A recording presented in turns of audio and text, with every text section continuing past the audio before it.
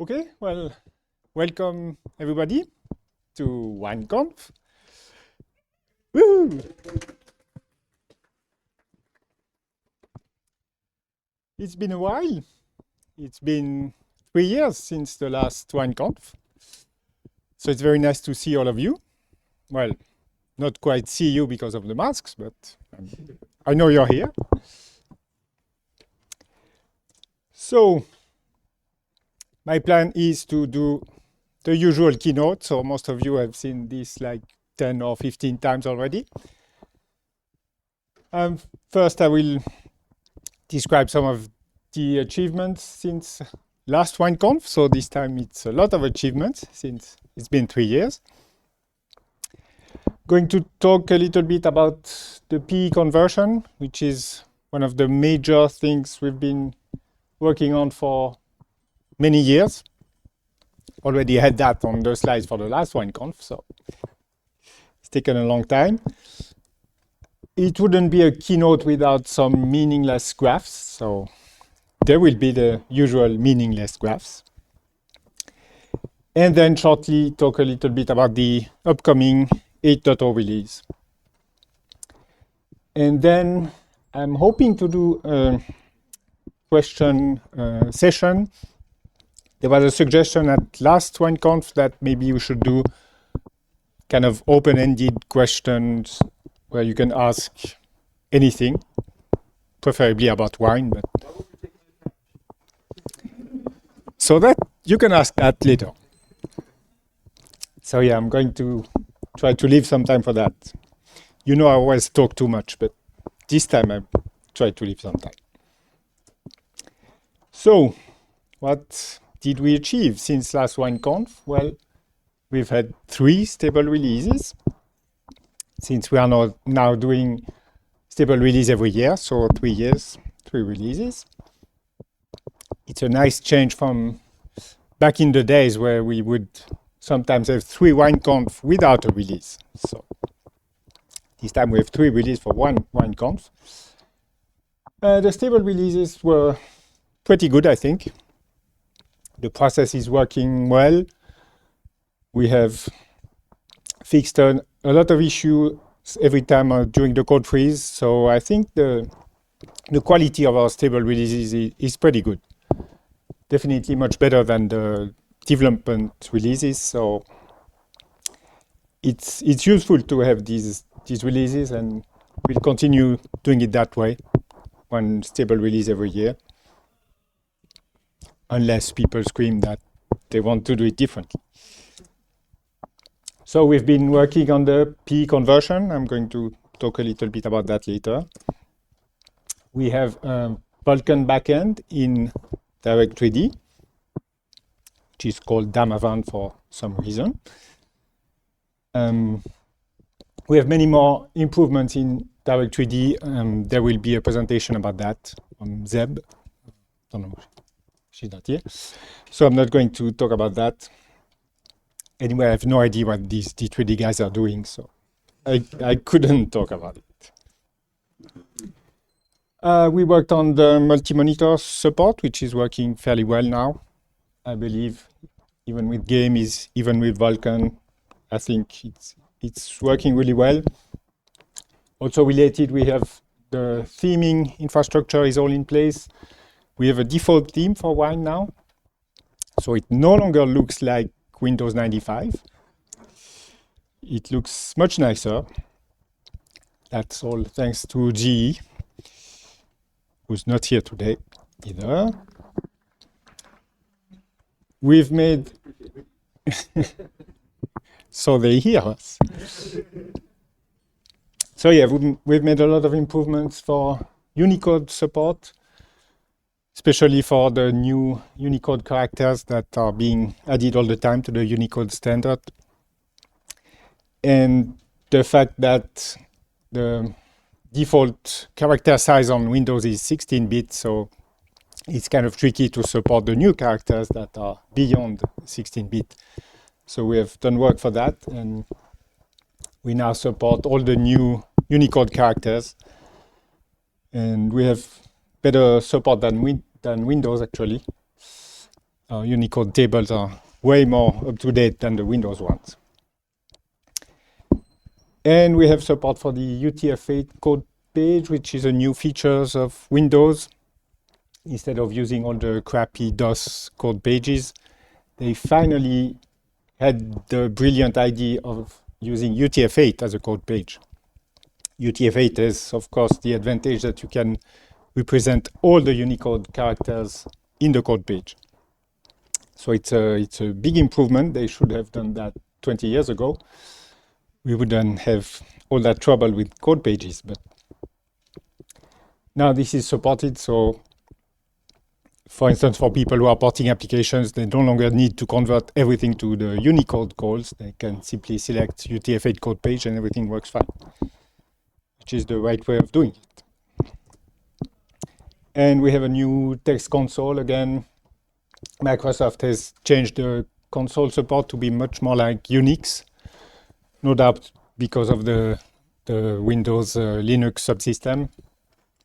And so we are taking advantage of that to also, we've redone the console and it now works much better when running a console application inside a Unix terminal, because the API is much closer to Unix.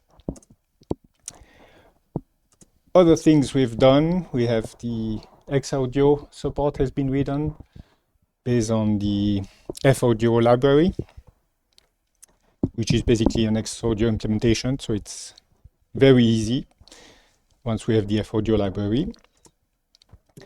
There has been a ton of work on the Media Foundation classes using GStreamer for all the video, audio conversions, and this was in large part driven by games. Many games have intro videos, things like that use all kinds of different codecs and all kinds of strange things. So it's now working a lot better. Lots of video are playing correctly, sometimes upside down, but that's a detail. Also driven by gaming, of course, the raw input, support for controllers, gaming controller, joysticks, Steam Decks, things like that, including USB support for USB devices. So that also works really well now. And we have improvements in .NET support in the Wine Mono package, particularly the WPF, so the Windows Presentation Framework, I think. No, WPF. Basically, it's what is used in .NET application for user interface. And for a long time, we thought we would have to re-implement all of that, which is a huge mess. But fortunately, lately, Microsoft open sourced most of WPF. So we've been able to include that in WineMono and re-implement the few TLS that they did on open source. So that's very nice. I wish they would do that for other parts of Windows. And finally, we switched to GitLab. Yay. Everybody's happy, except maybe a few. We also have a session about GitLab this afternoon, I think, so I'm not going to go further into that for now. So that's all for current achievements. A lot of things. So I'm going to talk a little about the PE conversion that we've been working on for 4 years, 5 years, I don't know. So the main motivation was, of course, copy protection and the anti-cheat and all the fancy, strange things that games are doing to prevent you from cheating and copying the game. Not that I think it works, but they are in particular being very careful about checking whether you modify the system libraries.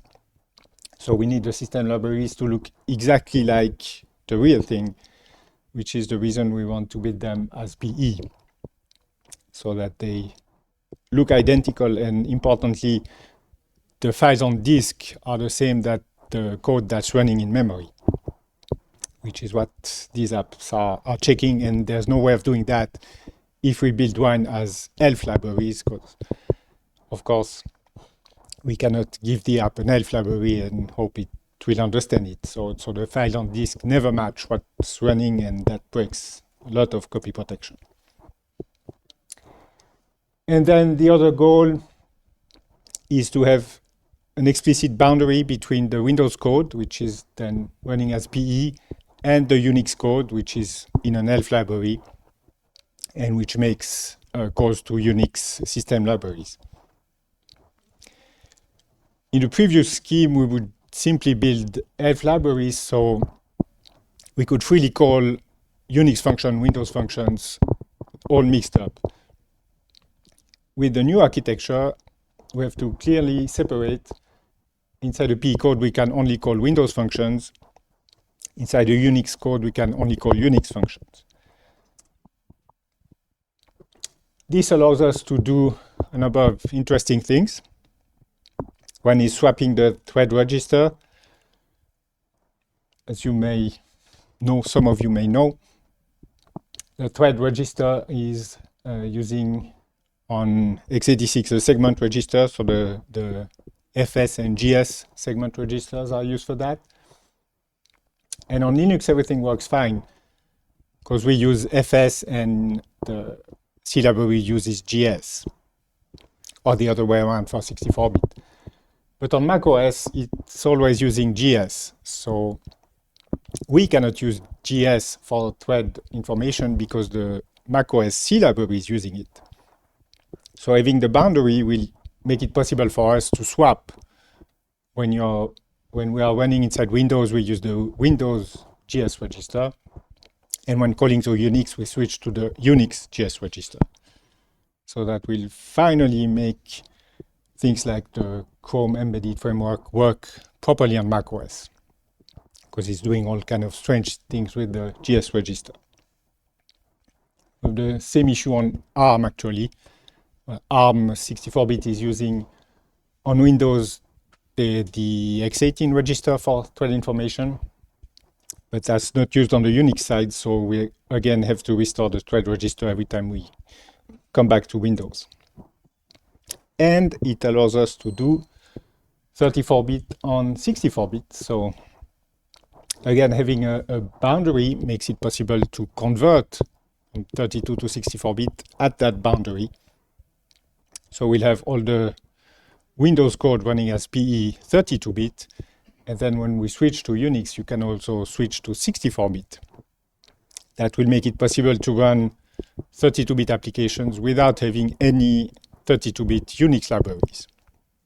On a pure 64-bit system, we should still be able to run 32-bit applications. That's, of course, mostly important on macOS, because macOS no longer has 32-bit libraries. But on Linux, it will also become important. Linux distros would also like to get rid of all the 32-bit libraries. So that will become necessary. And finally, it also potentially makes it possible to do CPU emulation. So we can, for instance, run x86 binaries on ARM. Again, because we have a boundary, so on the Windows side, we'd run x86 code under the CPU emulator. And at the point we cross into the Unix side, then we leave the emulator, and the Unix side would be native ARM binary. So it makes a lot of interesting things possible. And finally, it makes it possible to use Windows debuggers to debug the code running on the Wine, because now everything is PE, so Windows debuggers can understand also the Wine libraries. So you can trace into the Wine code and see what's going on. You can have debug symbols from the PE files. And because, again, we have this boundary, so the Windows debuggers are never going to see the Unix side. Once we switch to Unix, it's no longer visible to Windows debuggers, so you can step through the code and do everything like you would on Windows, and the Unix code never interferes with that. So, how far did we get with the PE conversion. At this point, we have all the modules converted except the OpenGL library. So it's very close to being done. We have a total of like 900 modules, so it's 0.1% not done yet. Of course, OpenGL is not the easiest to do, which is why it's the last one that remains. We also still have some issue with the PostScript driver that has been converted to PE, but it's still using the GDI device interface, which actually bypasses the Windows Unix boundary. So we also need to fix that. We have implemented the NT system call interface. So all the functions that are system call on Windows are almost a system call on Wine. Of course, we don't do an actual system call because we don't switch to the kernel, but we have thunks that look exactly like a Windows syscall, which is important. A lot of applications check that or try to hook system calls. So it's very important to have a very similar system call interface. We have Unix libraries. So as I mentioned, now we have proper separation. So when a PE library has to call to Unix, it needs to call into a separate Unix library. We can no longer do everything inside the same module. So we have a set of Unix libraries for things that have to go through Unix. We have about 35 of them. So out of 900 modules, we have only 35 modules that actually need Unix calls. So that makes it a lot easier. For instance, if we do 3264, there are only 35 libraries where we need to add thunking instead of 900. So yeah, we have added 32 to 64 thunks so that we can, as I mentioned, run 32-bit code on 64-bit. That's not quite finished yet. There are still a couple of libraries that are missing the thunks, but it's almost done. Thunks are done for all the NT calls, all the user calls, and most of the other Unix libraries are done. And we've added a bunch of libraries that are now bundled with the Wine code. The reason for doing that is that there are a number of libraries like libpng or libxml that we use to use the Unix version of the Unix library. But these are libraries that basically just do data processing. So there's no real reason to call to Unix for that. So now we bundle the libraries and we build them as PE. So when processing a PNG file or an XML file, we never leave the PE code. We never have to call to Unix. So that makes it a lot more practical for like debuggers and 3264, where we don't need to convert 3264 all the time just for loading a PNG file. And finally, we also have support for remote debuggers. So you can debug your applications running on Wine from a Windows machine for people who like developing on Windows. I'm not one of them, but. So yeah, the PE conversion is, as you can see, almost done. Sadly, I don't think it will be fully done for 8.0, but at least OpenGL is probably. You can cry. I cried as well. It's sad. It's very sad. But this way I can talk about PE conversion for the next WineConf. So we now get to the meaningless graphs part of the talk. The most meaningless graph is the lines of code that I'm showing at every WineConf since 2002, I guess. And this time, as you can see, it's even more meaningless than usual because there's a big jump in lines of code. which is, of course, all the bundled libraries that we imported. So that's not actually wine code, that's libxml code and libpng code. I could have filtered that out, but it's meaningless anyway, so just looks nicer. So another meaningless stats is the number of commits. Again, for every month, we see the number of commits that went in. So we've seen a huge bump in like 2008-9. Then it fell back down, and now it's steadily going up again. Especially in the very last spike, that's after the release of 7.0. A lot of people were doing development, doing code freeze instead of fixing bugs. So then they sent in everything after 7.0 release. So it created a big spike.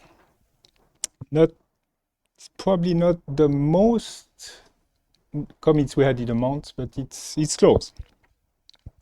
So yeah, activity is picking up.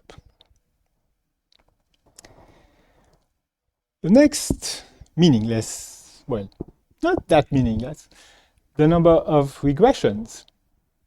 So the graph shows how many regressions were added or removed in a given month.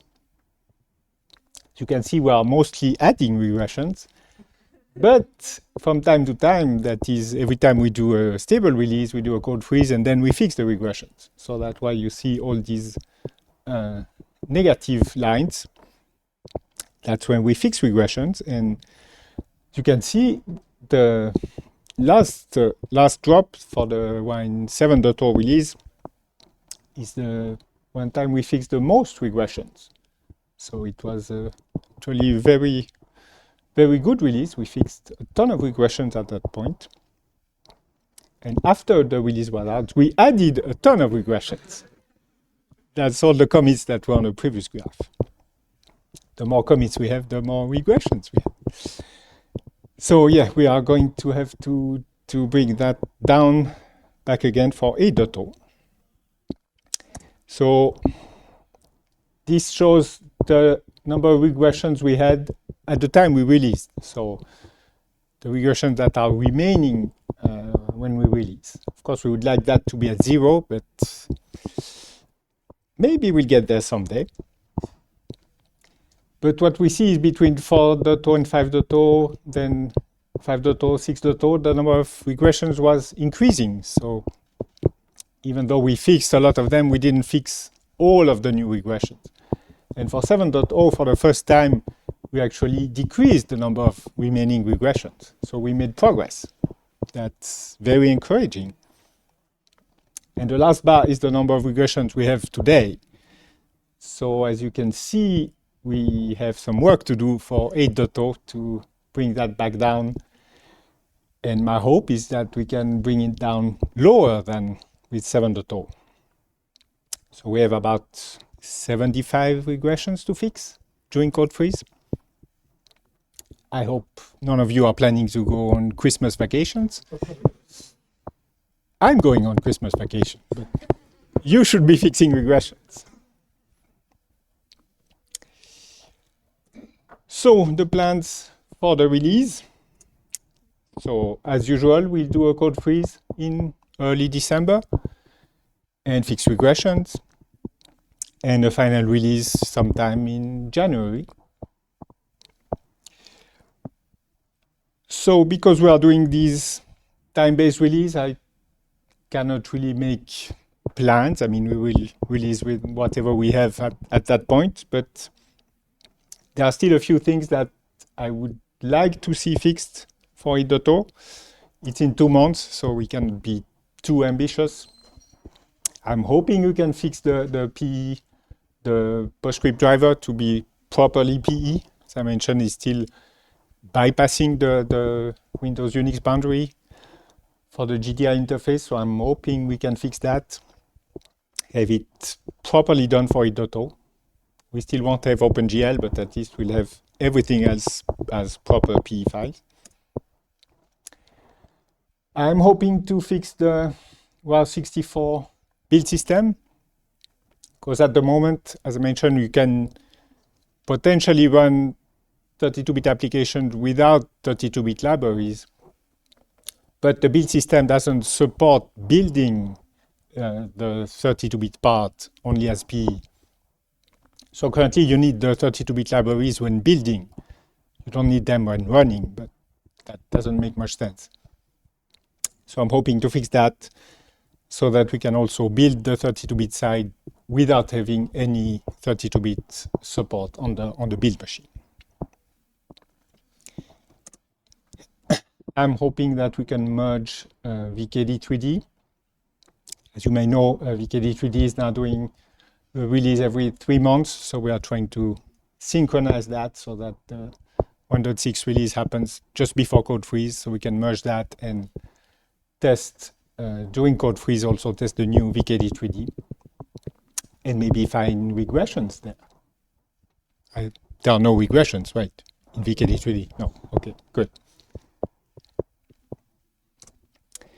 And finally, so more like a cosmetic issue.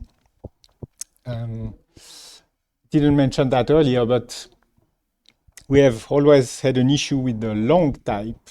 In Unix 64-bit, long type is 64-bit, but on Windows, for some reason, long is always 32-bit.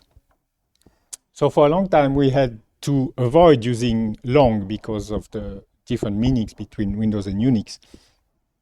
But with the PE conversion, we can now finally use long on the Windows side, where it will be 32-bit, which means we can make all the type definitions match the Windows ones. So that's pretty trivial change because it's always 32-bit, so it doesn't change the resulting code. But changing to long means we need to change all the printf formats. Every time you have a %d, it needs to become a %ld.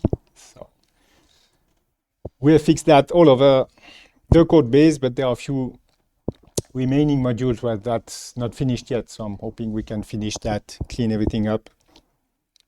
It's especially important to Michael because all the printf format changes make it very hard to cherry pick patches into the stable release. That's why we haven't had a 7.0.1 release yet, because we changed all the printf strings, and so then it's very hard for Michael. He's not here today to complain, but if he were here, he would complain. So that's all I have for 8.0 release. Hopefully we can do these small things in the next 2 months. And then start code freeze. Any questions? Any questions, like I said, about anything? About Jeremy's patches? Good question. Next one.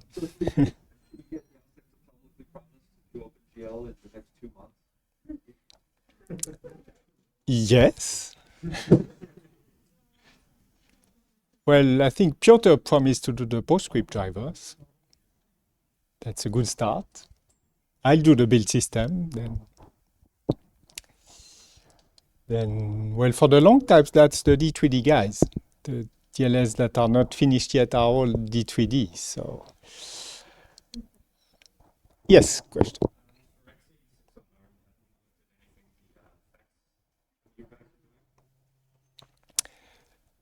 I have to repeat the question, I guess. Yes. So the question is for x86 on ARM, whether we looked at the FEX emulator. Yes, I think Stefan had a look at that at some point, and he seemed fairly pleased with how it was working. Stefan was working on a project that he called Hangover, which was kind of doing x86 on ARM the hard way, so doing it at the DLL boundary. Now that we have the PE stuff and the proper Unix boundary, yeah, the next step is to try to use FEX to plug FEX into that interface and see how it works. I haven't done that yet, but yeah, I'm planning to. And hopefully it will work. I mean, it should be fairly easy now. It was really painful when Stefan was doing it because of the tens of thousands of APIs, but now that we have only a few entry points, it should be fairly easy. I recently asked Stefan, but he told me that he hasn't done a lot of work on that recently. No, I know he played with that, I don't know, a year or so ago. I don't think he has checked recently. I haven't checked how FEX has improved since then, so that would be interesting to try. Just a question online. Long type conversion on P only or Unix leads as well? So question is long type conversion, is it only on PE or also on Unix?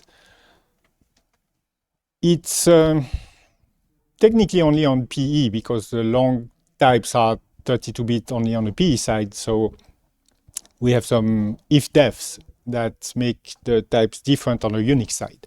The Unix side long is still 64-bit, of course, so we cannot use long.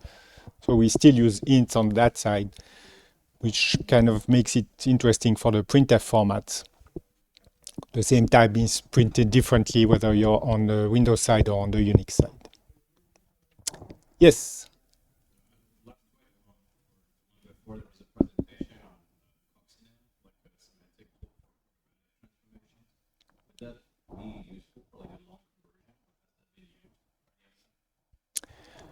So the question is whether we use something like coccinelle for the printf format conversion.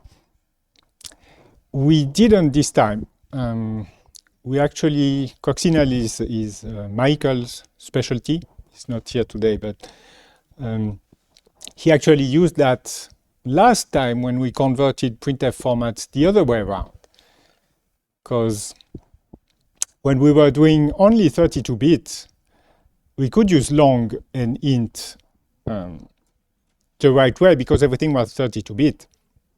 So once we started implementing 64-bit, we had to switch long back to int because the Unix long was 64-bit. So we changed all the printf formats. And now that we are switching to PE, we are switching all the printf formats back to using long.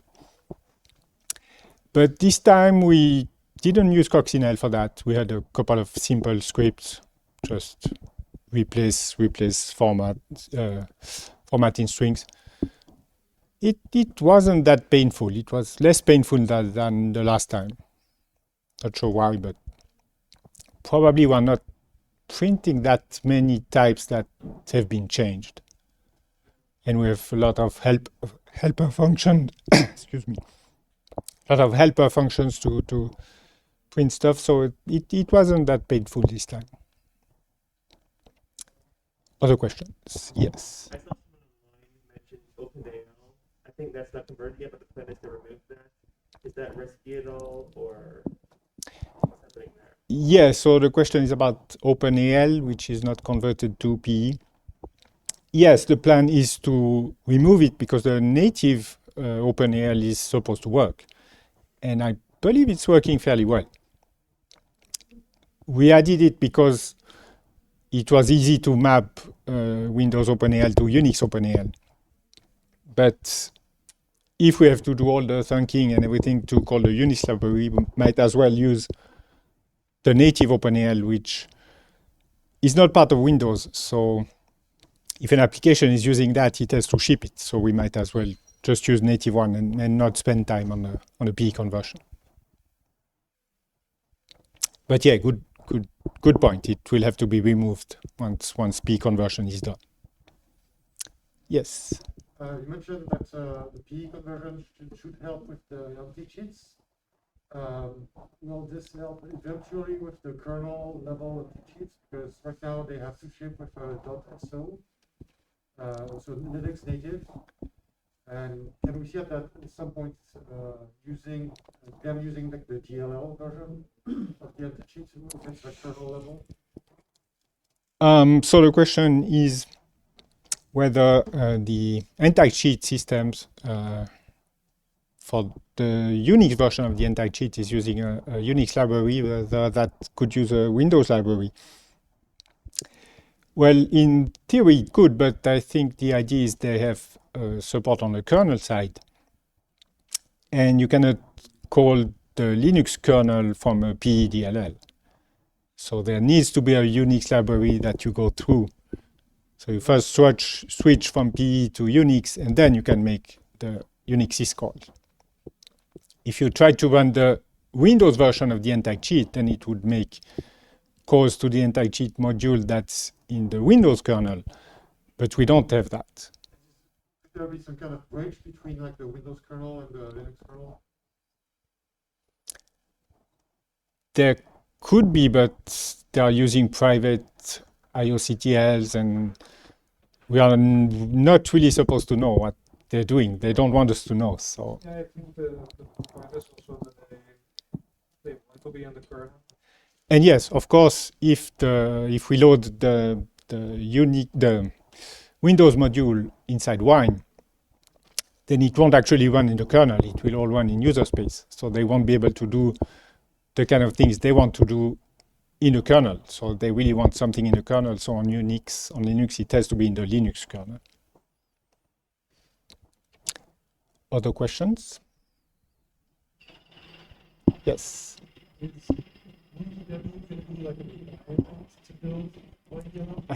Can't hear you.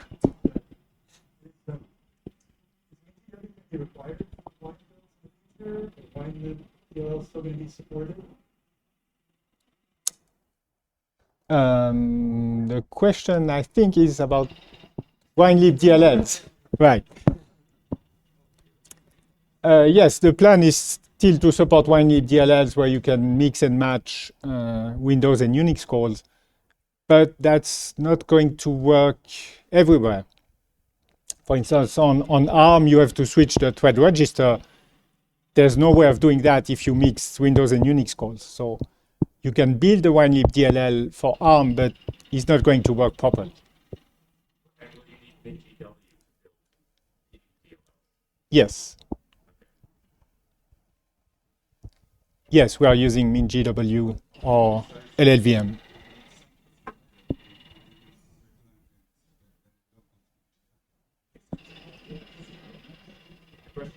This question was about whether the GW will be required. Right. I think MinGW may become required at some point to build Wine itself. We still want to support GCC for WineLib applications, but it may be that we no longer support building the entirety of Wine only with GCC.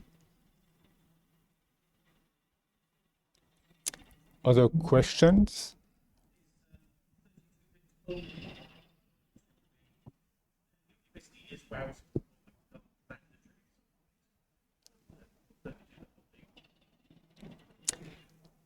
So the question is whether a pure 32-bit wine will continue to be supported.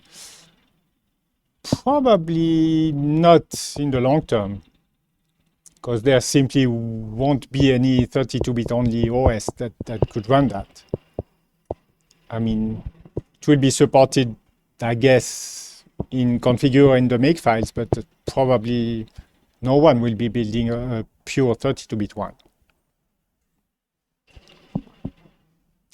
Yes. One of your slides, you mentioned that there were some improvements to the raw input detection.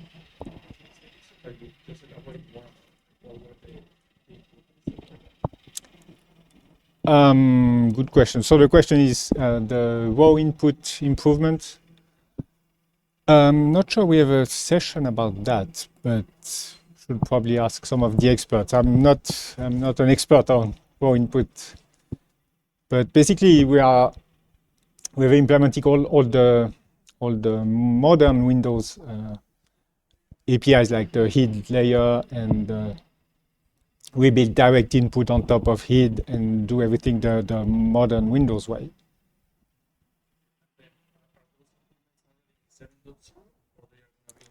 They are some of them are already in 7, but yeah, they are going to be in 8.0.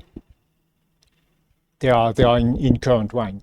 I think it's mostly in good shape now, so it's in the current development of wine and will be in 8.0.